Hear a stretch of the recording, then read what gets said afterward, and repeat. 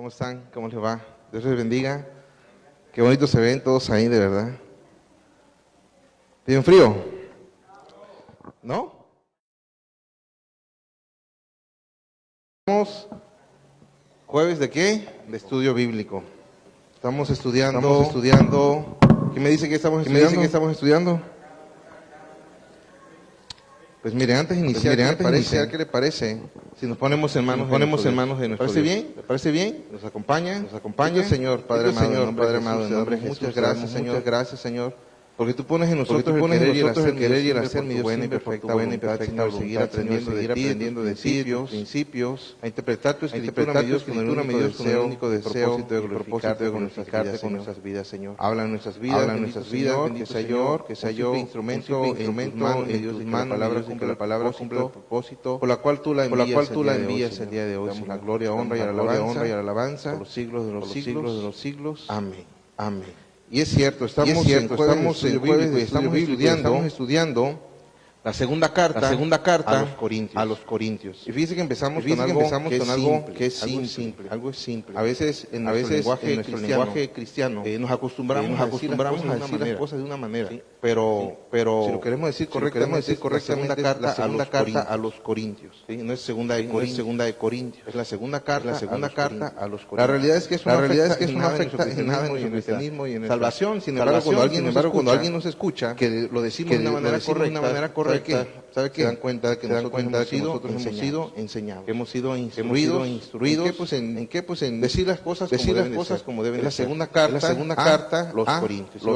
Si vamos a estudiar el día de hoy, de los versos 12 hasta el 24. Vamos a dar un repaso de la semana anterior. No vinieron. Con mucho gusto. Te doy un repaso. La semana pasada vimos 4 puntos. El pastor nos los dio. Hoy me da la oportunidad de darle una enseñanza. El punto número uno fue una autoridad delegada. Vimos que la autoridad no se toma. La autoridad realmente no se puede hacer algo, se delega, le da autoridad a los apóstoles, y de ahí empieza una sucesión de autoridad. ¿Para qué? Para que autoridad esté siempre bajo autoridad. Ese es el orden de Dios, ese es un principio de Dios.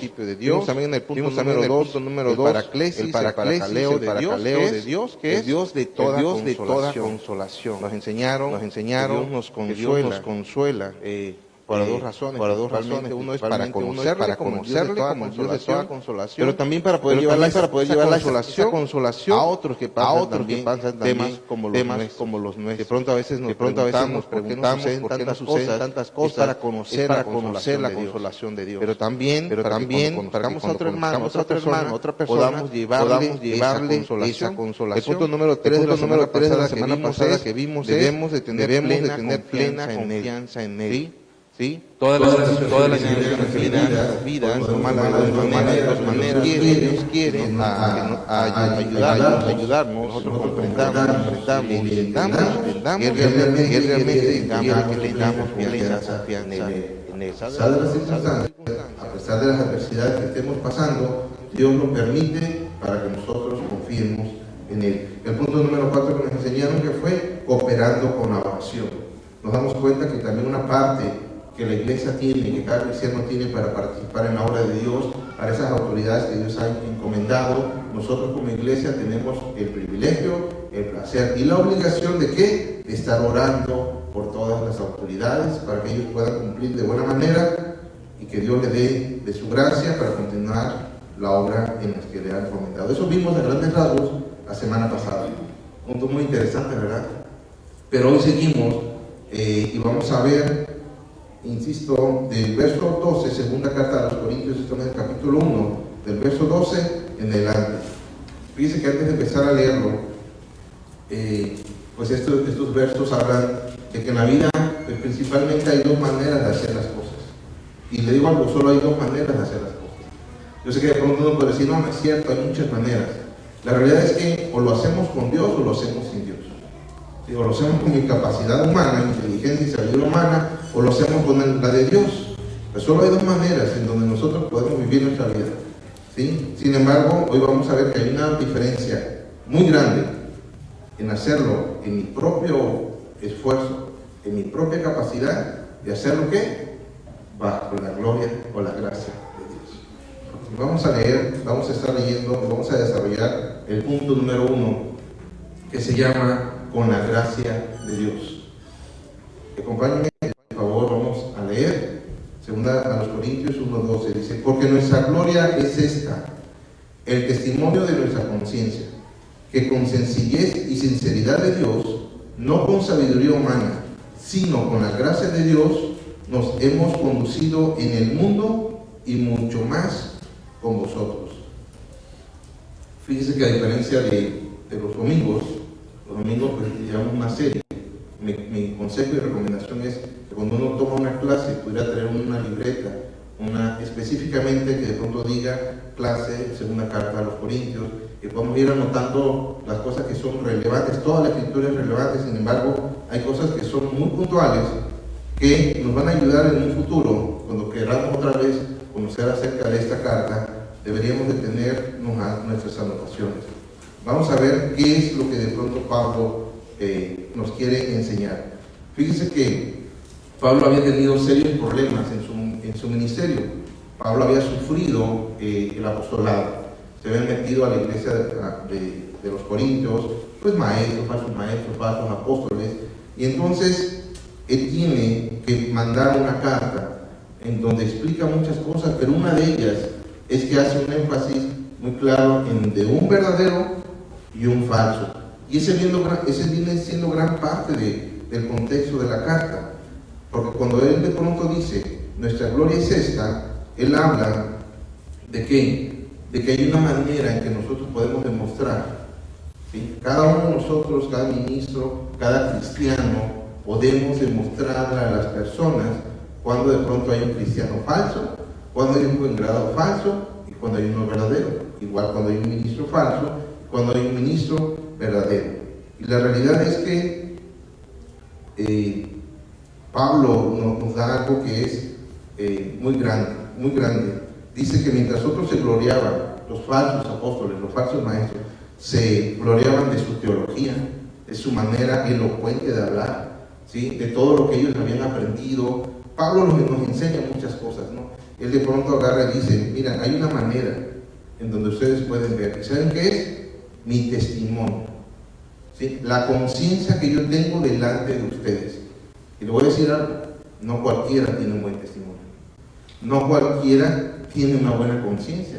Digo, cualquiera puede estudiar teología, cualquiera puede conocer la escritura y citarla, recitarla de memoria, pero no todos tienen una buena conciencia. Entonces, Pablo les dice, sí, el testimonio de nuestra conciencia, y da dos características en donde un verdadero de pronto se manifiesta, y es sencillez y sinceridad de Dios. Y fíjense que aun cuando esta carta tiene miles de años de haberse escrito, no falla. La palabra de Dios nunca falla. Y si quieren ver de pronto cuando una persona vive bajo la gracia de Dios, es que es una persona sencilla. Si nosotros queremos ver de pronto si esa persona está confiando en sus capacidades, en sus méritos, entonces ya no es una persona sencilla. Pues nosotros sabemos que es Dios soberano de nosotros, no tenemos de qué gloriarnos. ¿Sí sabemos eso? No hay una gloria en nosotros. La gloria siempre es para Dios. Sin embargo, no todos obran así. En aquel tiempo, en esa iglesia, habían unos que se llamaban superapóstoles. Habían unos que realmente se jactaban como si ellos mismos tuvieran el poder de hacer las cosas. En el día de hoy, nosotros podemos identificar cuando de pronto alguien entra en el Facebook o quiere ver, puede estar hablando, pero su vida lo condena. Hablaba una vez que nos reunimos con el pastor acerca de unas megas iglesias, pero que los líderes realmente eran personas realmente que no sé qué estaban haciendo ahí. Pueden hablar, pueden hacer muchas cosas, pero su testimonio habla por ellos. Entonces Pablo le estaba diciendo, si de verdad ustedes quieren saber cómo es que yo me conduzco, ustedes, dice, ustedes son testigos de que yo no me conduzco con mi sabiduría. Eso también es algo totalmente relevante. ¿Por qué? Porque si nosotros conocemos la vida de Pablo, ¿sí? Pablo era Saulo y después es convertido a Pablo, que dicho sea de paso significa pequeño. Y eso es algo que Dios hace con las personas que va a usar. ¿Sí? No importa realmente de dónde nos saquen, no importa de dónde nos llamen, nos va a quitar a nosotros porque nosotros estorbamos nuestra humanidad y nuestra capacidad. Dios no la usa y no la necesita. Toda la Escritura está llena de hombres que en su propia naturaleza y en su propia capacidad hubiera sido imposible, si le digo, imposible cumplir el propósito de Dios. Vemos de pronto a alguien que es tartamudo, que lo manda a decir, quiero que liberes a mi pueblo. De pronto vemos a alguien que dice, ya no tengo edad para tener hijos, ni mi esposa tampoco. Sí, pero tú vas a ser el padre de multitud. Y vemos que a Dios realmente no le interesa nuestra condición, ni nuestras capacidades. Es más, yo le puedo decir algo, les estorba. Muchos de nosotros podríamos pensar que Dios nos llama con nuestra capacidad. ¿Se imaginan? Algo similar le sucedió a Job, cuando de pronto le dice Dios, ¿dónde estabas tú? Y eso es algo que nosotros nunca debemos de olvidar. Dios hace todas las cosas sin nuestra ayuda y puede hacer todas las cosas sin nuestra ayuda. Pero qué bueno que Él se glorifique cuando nosotros somos incapaces de hacer algo, pero por la gracia de Dios lo hacemos. Eso es lo que de pronto Pablo le estaba enseñando. Recordemos que Jesús escogió a Judas, aún cuando sabía que lo iba a traicionar. Recuerda que escogió a Pedro, aún cuando sabía que lo iba a negar. Escogió a Tomás, aún cuando sabía que dudaría de él. Dios eligió a David, aun cuando sabía que iba a asesinar y adulterar. Y Pablo le estaba diciendo, no fui elegido ministro de Jesús por mis capacidades, sino por todas las características que tenían esos hombres. Yo también fui un asesino, yo también fui honesto. Pero ahora hablaba un Pablo diferente. Ahora ya no hablaba Saulo de Tarso, ahora hablaba Pablo, siervo de Jesucristo. Y eso es diferente. Eso es algo que uno debería tener. Si alguno debería tener como una tarjeta de presentación, es lo que usted hable de mí.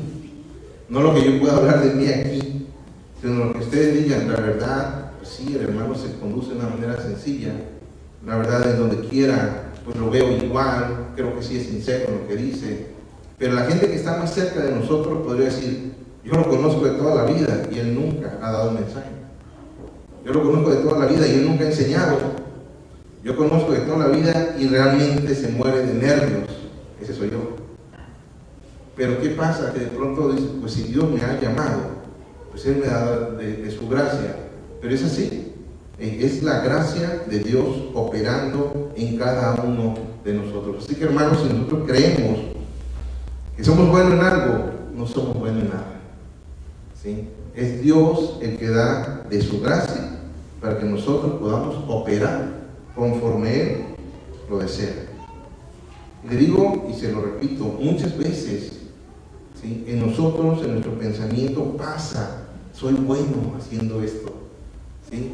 Mira que el pastor me necesita porque yo soy bueno, porque soy un buen maestro. Hombre, que a mí se me salen las palabras, pero algo no es así. Dios no nos llama por buenos, nos llama por malos. ¿Sí saben eso? Que Dios nos llama por malos. ¿Para qué? Para que el poder de Dios se perfeccione en nosotros. Así que si queremos venir aquí y servirle a Dios diciendo, Señor, te voy a ayudar, pues ya venimos mal. Si venimos diciendo, Señor, tú sabes que yo no puedo, pero si tú me ayudas, con mucho gusto lo intento. Y es el favor de Dios y es la gracia de Dios. ¿Y por qué le digo esto? Bueno, porque muchos de nosotros, cuando estamos de aquel lado, pensamos que necesitamos cosas para servir a Dios.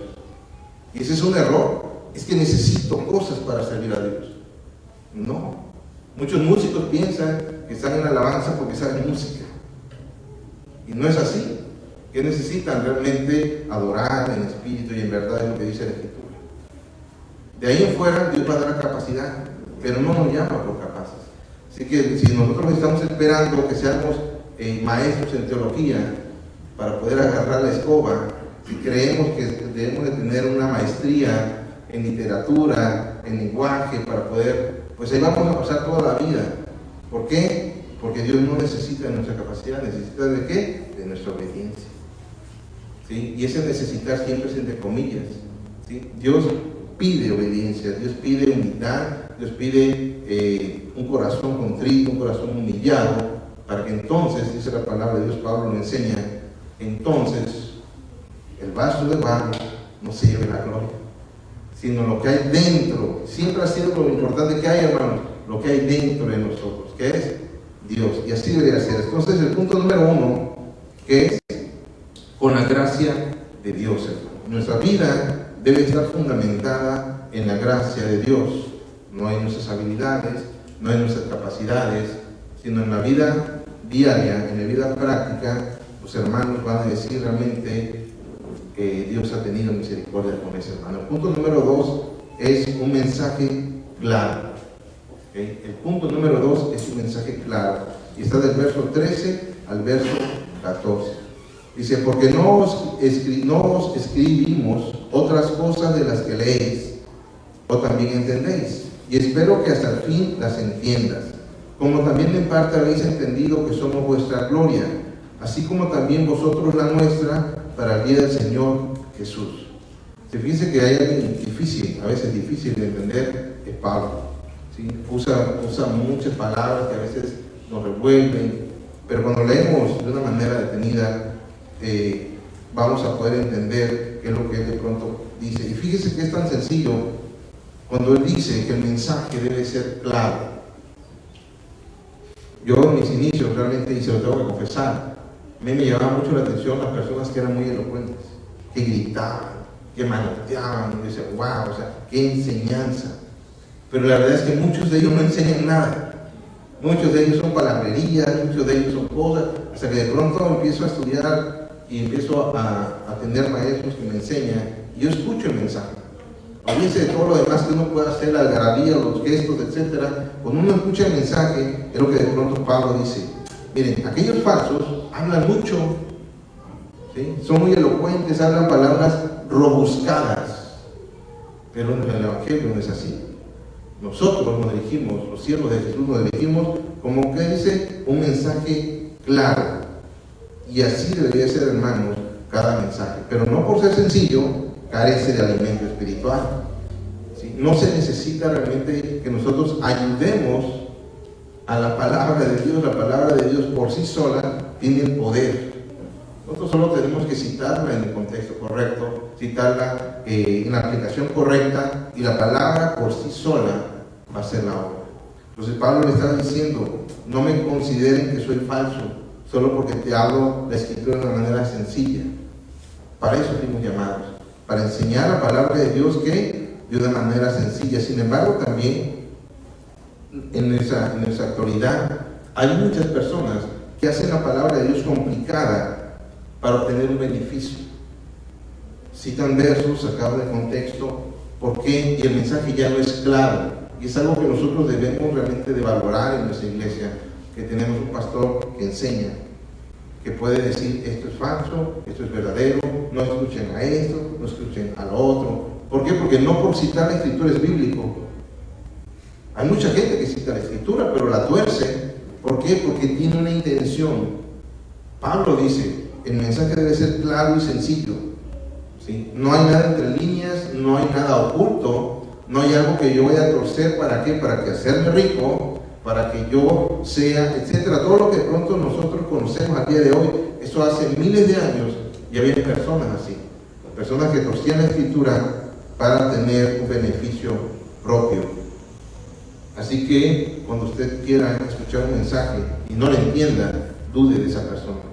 Dude de que esa persona está ocupando muchas palabras simplemente para distraer, simplemente para que digan, wow, cuántas palabras dijo, aunque no le entendí nada. ¿Qué preferiría? Pablo mismo dice, yo prefiero decirle 5, pocas palabras, pero que me entiendan, a decirle 1000 que no me entiendan. ¿Verdad? Digo algo, a veces la oveja busca eso. No les gusta el mensaje sencillo.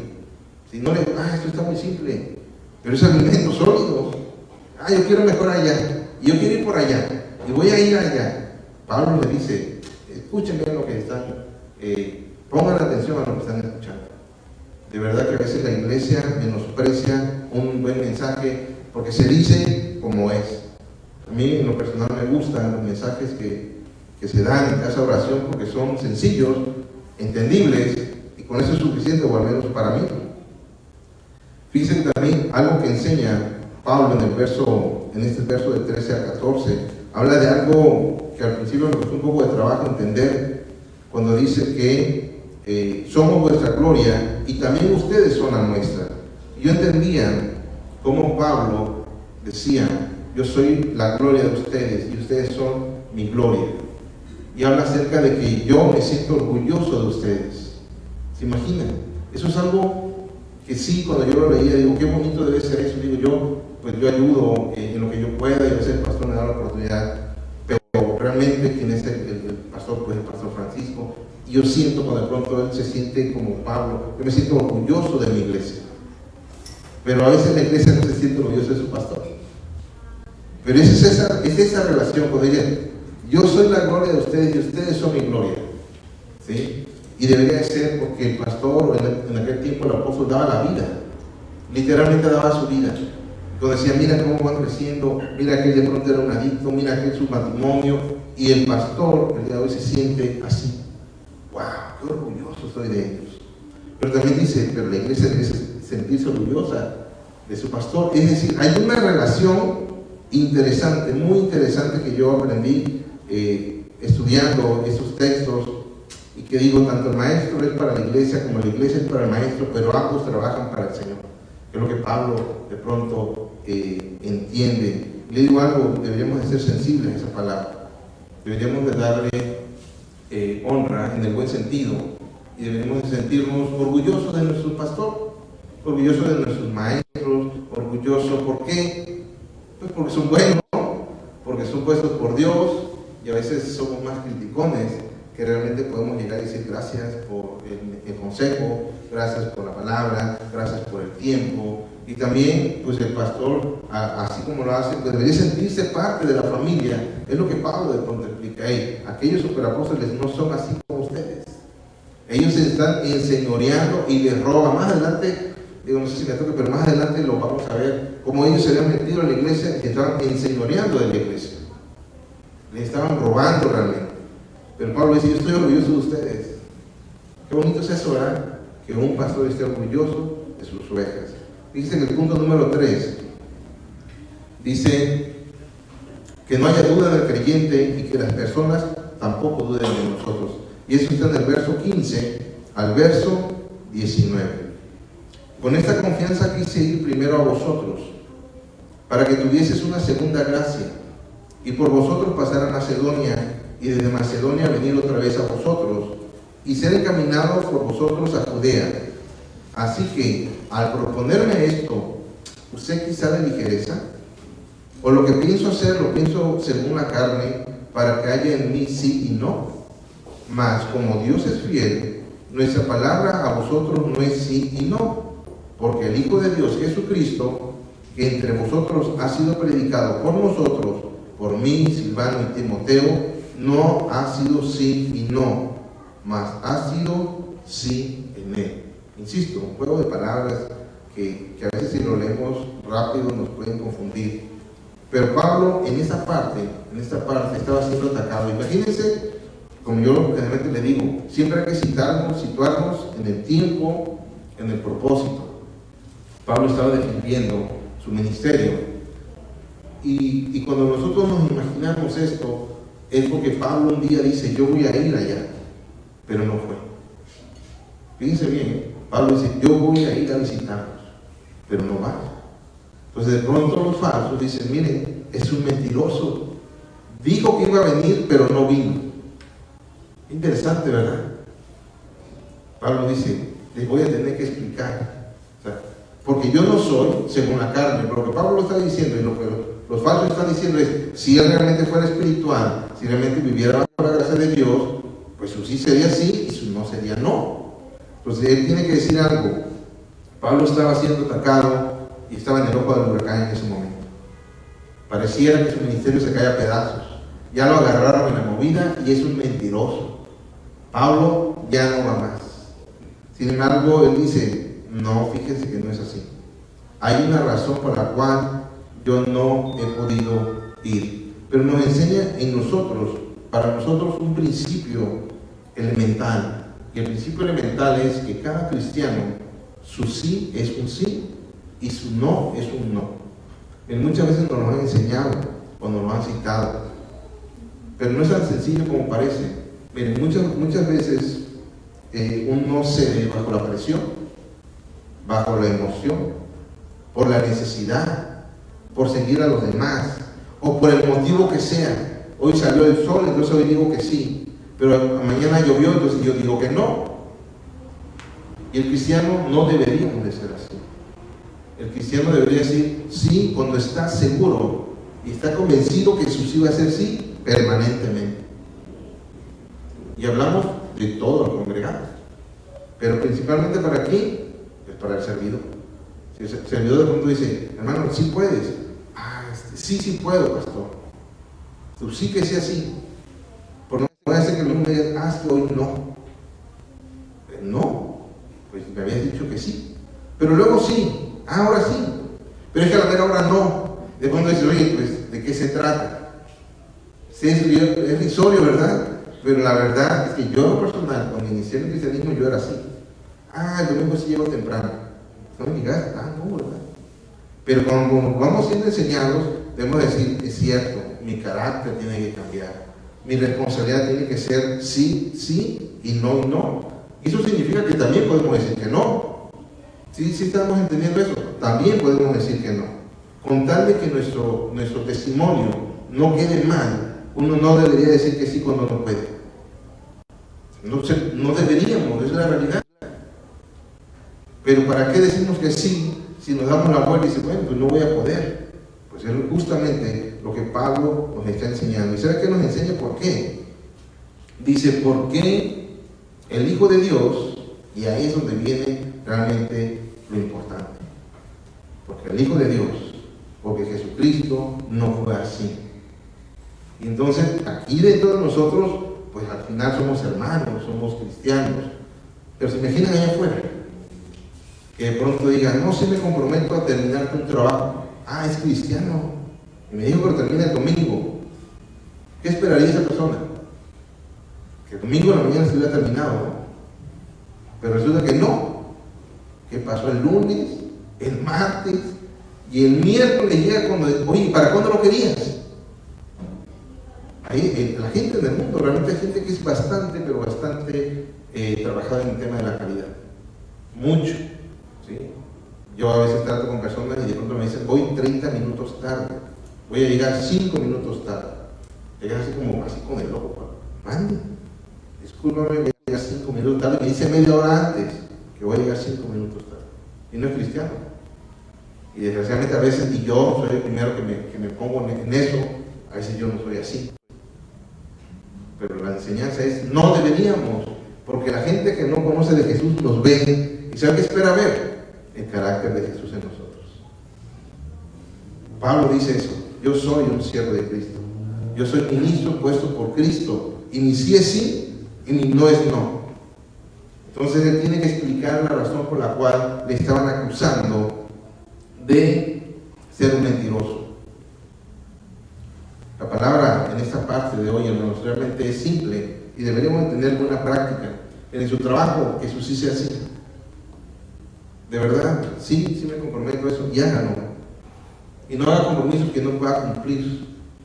En su familia, cuando digan, yo te saco el domingo, vamos al cine. ¿Quieres leer algo? Cúmplalo. O cumplámoslo. No salgamos, es que fíjate que hoy no puedo. Perdemos credibilidad.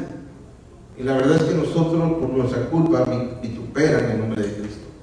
Hermanos, debemos de trabajar, porque yo sé que cada uno de nosotros podemos tener esa área que es rápido de identificar. Me dijiste que ibas a venir, no veniste. Así es cierto. No me digas. Debemos de glorificar y que cada área de nuestra vida, de verdad me estoy enfocando más en esto, porque sí veo mucha área de oportunidad, que nosotros somos muy fáciles para decir que sí, y luego para la misma situación decir que no, y ¿saben qué? No pasa nada, no vine, perdón. Bueno, a veces ya ni perdón pedimos. Ya no vine. Y no estoy juzgando ni acusando a nadie. Yo hablo por mí. Pero no debería ser. Deberíamos que cuando hacemos un compromiso, Ese compromiso es prioridad.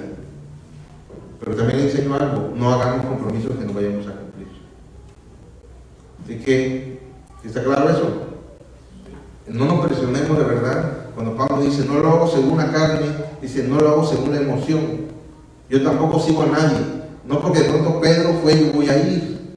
Y eso es algo que nos pasa, yo me voy a meter ahí porque mi hermano se metió.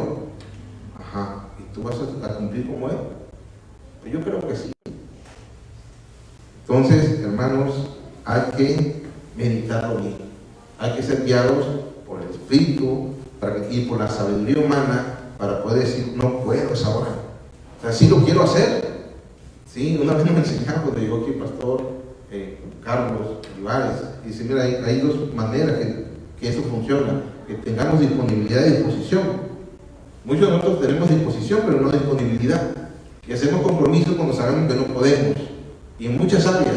Así que hoy debemos de pensar y meditar antes de hacer un compromiso. El punto número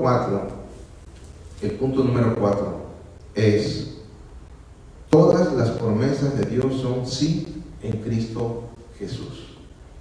Y eso está del verso 20 al verso 24. Dice, porque todas las promesas de Dios son en Él sí y en Él amén, por medio de nosotros para la gloria de Dios. Y el que nos confirma con vosotros es Cristo, y el que nos ungió es Dios, el cual también nos ha sellado y nos ha dado las arras del Espíritu en nuestros corazones.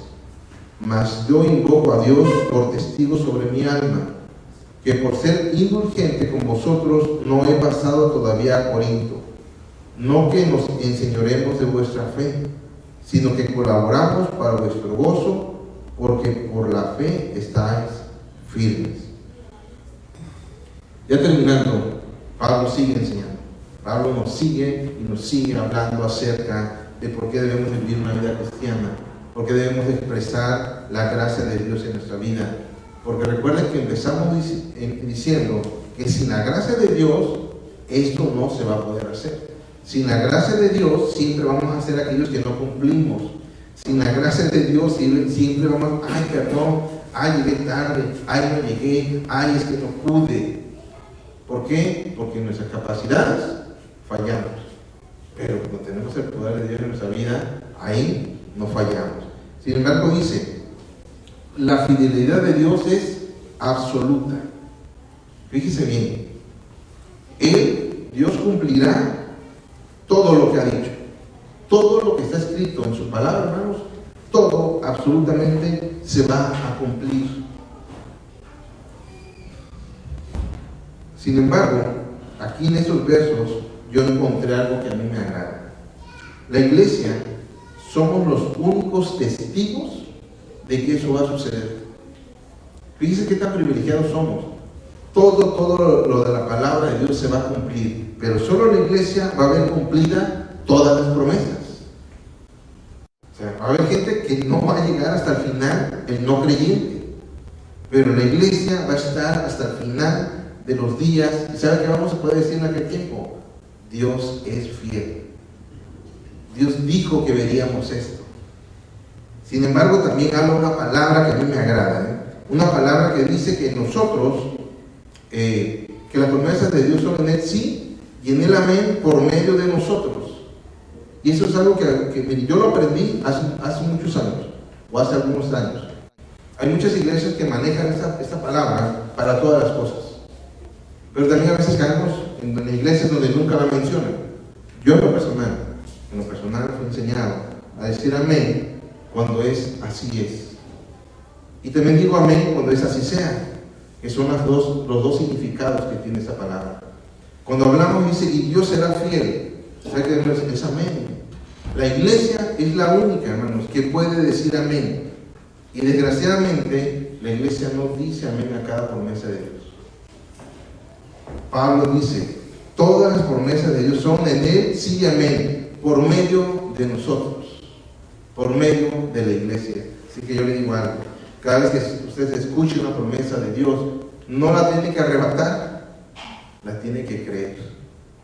Y cuando lo creemos decimos amén a esa palabra. ¿Por qué? Porque así ha sido ¿qué? En nuestra vida. Si de pronto nosotros vemos y leemos que Dios es amor, ¿sabe qué debemos decir? Amén. La iglesia está para decir, así es, he conocido el amor de Dios en mi vida. Es que Dios es el Dios Todopoderoso. ¿Y qué decimos? Amén. Porque así es.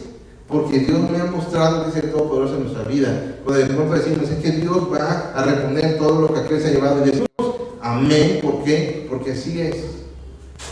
Sin embargo, la iglesia ha perdido esa esencia de glorificar la palabra de Dios. Cuando decimos una virtud de Dios, ¿sabe que debería ser la iglesia? Amén. Pero muchas veces, o muchos de nosotros, ni siquiera tenemos esa palabra en nuestra boca. De verdad yo le animo, ¿sí?, que cuando usted reconozca una promesa de Dios hecha en su vida, no le dé vergüenza y diga amén, porque así es. Y cuando esa promesa no se ha cumplido, pero viene de parte de Dios, ¿sabe qué dice aquí el apóstol Pablo? La iglesia va a decir amén, porque ha creído en las promesas de Dios. Somos realmente privilegiados, y no es un amén por todas las cosas, pues también conozco personas que dicen, buenos días, amén, buenas noches, hermano, amén, y mire, eso está tirado, amén, y por todas las cosas dicen amén, pero no es así. Pero cuando es la palabra de Dios, cuando es una promesa de Dios, es un principio y verdad absoluta de Dios, la iglesia debe de decir, ya hubo dos personas, ¿no? ¿Qué es lo que la iglesia debe decir? ¿Y saben por qué? Porque somos testigos de la fidelidad de Dios. O solo yo soy testigo de la fidelidad de Dios. A ver, otra vez. O solo yo soy testigo de la fidelidad de Dios. Nadie más ha sido testigo que Dios es fiel. Porque le digo algo, a mí me ha provisto todos los años de mi vida.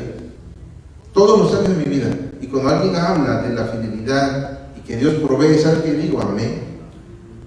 No sé, para el que está allá afuera, ¿quién glorifica? Pero mi vida y mis palabras glorifican a aquel que me provee y me sostiene. Qué bonito es eso, ¿verdad? Así que, hermanos, cada vez que escuchemos lo que Dios ha hecho en nuestra vida, no le tenga vergüenza y glorifiquemos a Dios diciendo, así es verdad. Dios cumplirá todas sus promesas. Estas ya las ha cumplido en mi vida, y estas, aun cuando yo no las vea, yo voy a decir amén. Realmente cuando lo leía, yo decía, wow, la iglesia realmente es muchas cosas. Pero el que de pronto nosotros demos testimonio al no creyente y que le digamos, Dios nos ama. No, de verdad que Dios nos ama. Y es cuando de pronto decimos, así es. Dios es amor, así es. Lo he experimentado. Pero cuando de pronto nos quedamos callados, ¿sí?, cuando decimos, es que Dios es un Dios perdonador, pues así es o no es así. O por lo menos a mí me ha perdonado, no sé si ustedes. Pero deberíamos de tener esa buena comunión con Él, esa glorificarle por todo lo que Él ha hecho. Que también dice que solo es por medio de Cristo. Definitivamente Cristo es el dueño de la iglesia. Yo creo que en eso no tenemos ningún problema, ¿verdad? Cristo es el dueño de la iglesia. Cristo sustenta la iglesia. Cristo santifica la iglesia. Cristo alimenta la iglesia. Cristo es el todo en todo y por todos. Y se debe decir amén también. ¿Verdad? Nosotros tenemos un dueño que también es nuestro Padre, que también es nuestro Consolador, que también es nuestro guía, que también es nuestro Maestro, que es, como dice Pablo más adelante en otra carta, lo es todo en nuestra vida. Entonces nosotros debemos de glorificar con nuestra vida y también con nuestras palabras aquí a Cristo. Por medio de Cristo nosotros somos confirmados en la fe. Por medio de Cristo, por medio de su sacrificio, nosotros fuimos formados iglesia. Y por medio de Él también nos ungió, por medio de su Espíritu Santo, para que nosotros podamos vivir una vida buena, una vida recta, una vida en donde glorifiquemos realmente a Dios, pero bajo la gracia de Dios. Todavía, aparte de todo eso, el Espíritu Santo nos da la convicción, nos da la certeza de que verdaderamente somos hijos de Dios. Es un sello que muchos de nosotros no sabemos que tenemos. Es un sello que nos da una identidad. Cuando Pablo habla de esto, para mí realmente habla de algo muy importante en la vida cristiana. ¿Sí? Dice, el cual también nos ha sellado. ¿Sí? y habla de un sello que es inviolable, un sello que no se quita, un sello que habla de pertenencia, un sello que habla de identidad, que un sello que va a estar con nosotros todos los días, y nos ha dado las arras, la garantía. ¿Sí? El Espíritu Santo es la garantía de que nosotros somos hijos de Dios. Todo eso en estos poquitos versos, y ya prácticamente ya de pasada, voy a escribir algo rapidito, pero es teología, es doctrina, es algo que nosotros debemos de conocer a profundidad. Y ya del 23 al 24, Pablo explica, miren, yo invoco a Dios como testigo.